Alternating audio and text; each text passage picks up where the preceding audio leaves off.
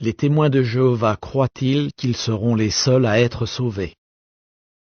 Les témoins de Jéhovah pensent avoir trouvé la vraie religion. S'ils n'en étaient pas convaincus, ils reconsidéreraient leur croyance.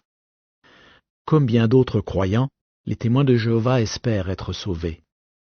Cela étant, ils estiment qu'il ne leur appartient pas de juger qui sera sauvé. En définitive, Dieu est seul juge, c'est lui qui décide. La parole de Dieu révèle que ceux qui seront sauvés ne doivent pas seulement aspirer au salut, mais aussi coopérer avec le Sauveur. Prenons un exemple. Imaginons qu'un randonneur se perde dans une zone inhabitée. Il cherche désespérément son chemin. Va-t-il mourir ou survivre? Son sort dépendra de l'accueil qu'il réservera à l'aide qu'on lui proposera. Par fierté, il pourrait refuser l'aide d'un sauveteur ou sauveur. À l'inverse, s'il accepte humblement les secours, il s'en sortira sain et sauf. De la même manière, le salut appartient à ceux qui coopèrent avec le Sauveteur de l'humanité, Jéhovah Dieu. Le salut est un don de Dieu. Mais tout le monde n'en bénéficiera pas.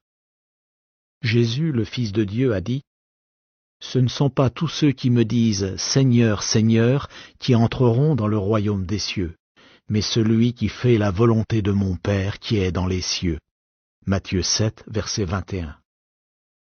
Les témoins de Jéhovah croient que Dieu ne sauvera que ceux qui exercent la foi dans le sacrifice rédempteur de Jésus et qui suivent de près ses enseignements.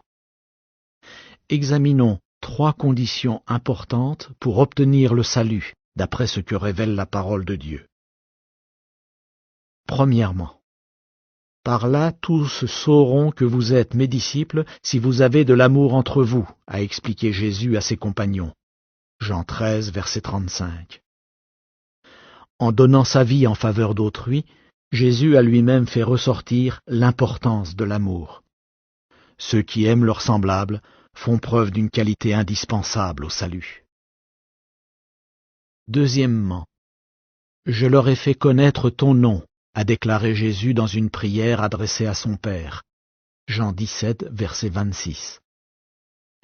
Jésus savait toute l'importance que le nom personnel de Dieu, Jéhovah, revêtait aux yeux de son Père. Il a prié pour que ce nom soit sanctifié.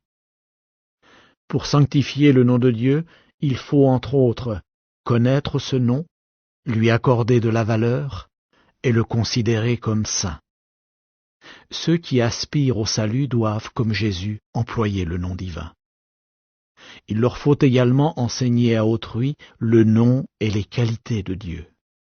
En effet, seuls ceux qui invoquent le nom de Dieu seront sauvés. Troisièmement, mon royaume ne fait pas partie de ce monde, a révélé Jésus à Ponce Pilate. Jean 18, verset 36.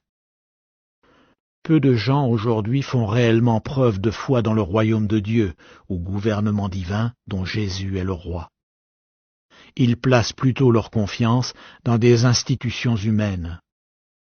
En revanche, seront sauvés ceux qui soutiennent indéfectiblement le royaume de Dieu et qui enseignent aux autres comment ce royaume libérera tous les humains fidèles.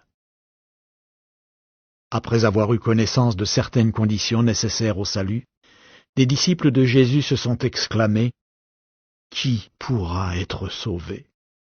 Jésus a répondu « Les choses qui sont impossibles aux hommes sont possibles à Dieu. » Luc 18, versets 26 et 27. Les témoins de Jéhovah font tout ce qu'ils peuvent pour remplir ces conditions. En outre, ils se dépensent pour aider les autres à être sauvés.